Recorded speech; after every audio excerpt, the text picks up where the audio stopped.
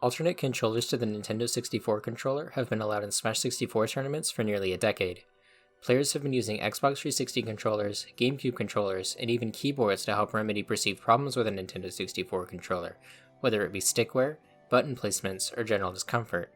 However, under the current tournament standard, controllers using digital inputs such as keyboards, the Hitbox Smashbox, and Hax's B0XX are heavily neutered to the point of unusability due to the rule disallowing them from using modifiers.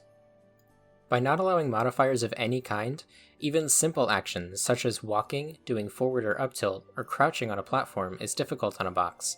Currently, the only way to do any of these actions is to buffer them out of another action, such as shield, grab, or jab. Of these, shielding is the fastest option, taking 10 total frames for most characters to buffer an action using it, meaning that if Kirby wanted to do an up tilt on the ground, for a box user it would take 13 total frames for his frame 3 up tilt to come out, a significant nerf to this commonly used move. Additionally, under the current rule set, a Fox player would be able to fire Fox in 8 angles. However, there are many situations where only 8 angles would not allow Fox to recover at all. For example, in this situation, Fox is left without his double jump in this position. On an N64 controller, this would be no problem at all, as there are many angles for Fox to up B, many of which would allow him to grab ledge. However, having only 8 angles to choose from for a box-style controller user, a 45-degree angle would be too shallow for Fox to grab ledge, but going straight up would leave him too far away to drift to ledge. In this situation, a box user would have no option to survive and would lose a stock.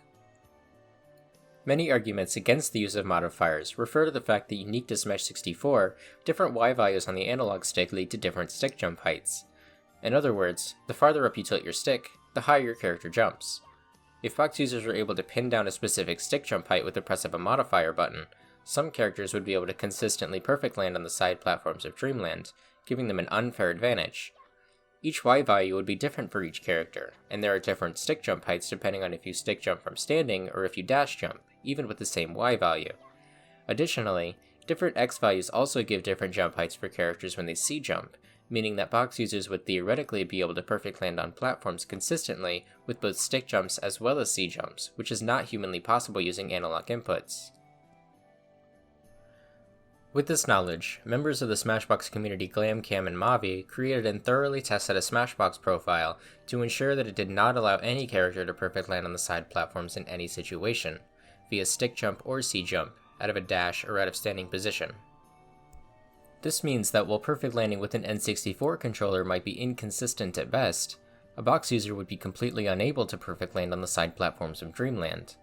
Additionally, with this profile, the modifiers given allow Fox and Pikachu to do 40 angles instead of only 8, all of which are within the human range of possibility and consistency on an N64 controller.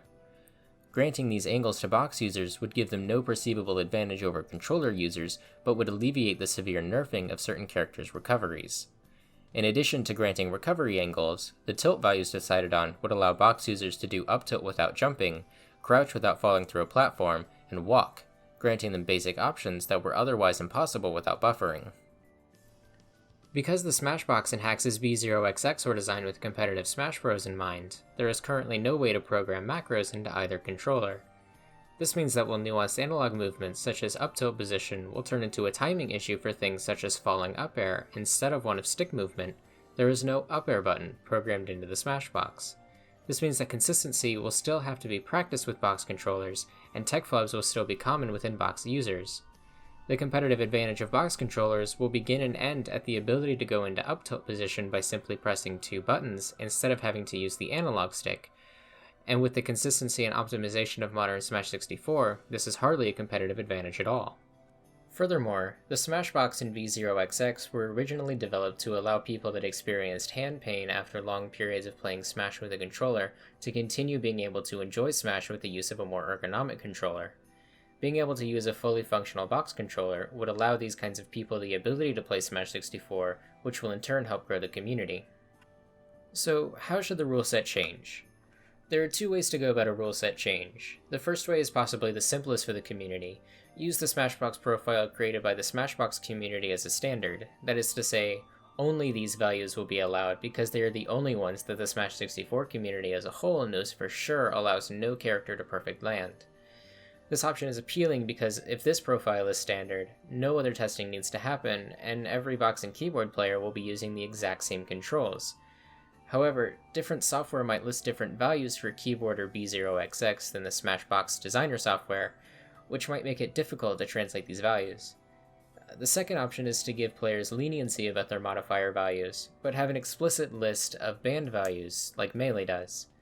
This gives player more freedom on their controls, but would require a lot more testing to figure out exactly which values should be banned. I think this is up to the Smash 64 tournament organizers to decide on which method should be easier to enforce at their tournaments, but whichever rule is chosen should be made standard across the community so that box users have some reasonable assurance that they won't be banned for using values that they thought were allowed.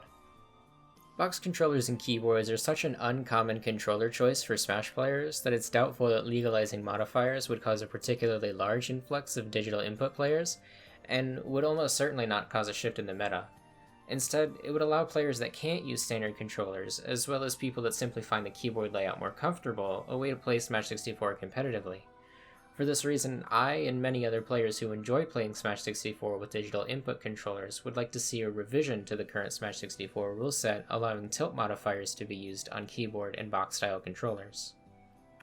Thanks for watching, guys. Let me know what you think of a rule set change down in the comments, and if you have anything to add to the issue, or if you have any questions about digital input controllers, let me know. I have added a link to the Smashbox profile in the description so you can test the values for yourselves, and if you find any potential issues with them, let us know so that we can adjust them.